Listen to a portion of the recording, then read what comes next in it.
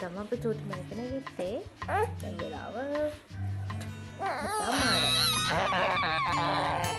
මම දැන් ලෑස්ති වෙන්නේ අපේ දුවගේ උදේ කෑමක හදන්න.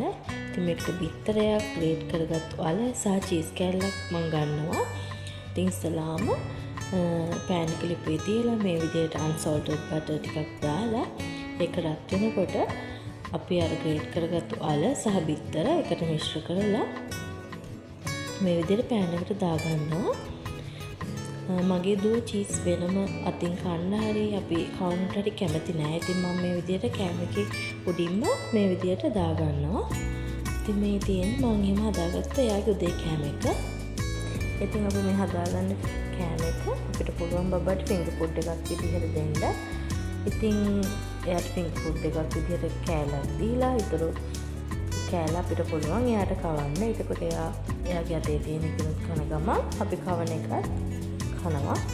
ඉතින් මේ විදිහට එයාගේ උදේ කෑම දුන්නාට පස්සේ පොෂ් දාලා මේ විදිහට ටිකක් දඟල ඉන්නවා අම්මත් එක්ක.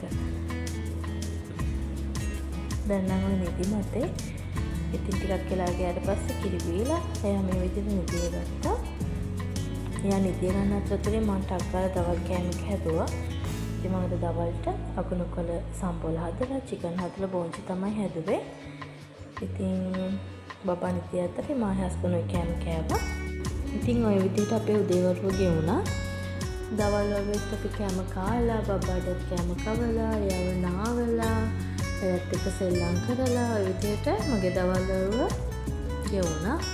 ඉතින් අද හස්බන්ඩ් ටිකක් කලින් ගෙදර ආව නිසා අපි එක්කන් ආවා අපේ ගෙවල් ළඟ තියෙන මේ වැවරාම ළඟට. ඉතින් මෙතන අංකල් කෙනෙකුයි ආන්ටි කෙනෙකුයි අලුතින් කාන්ජි ෂොප් එකක් දාලා තියෙනවා. ඉතින් අපිත් මේ කාන්ජි එකක් දීලා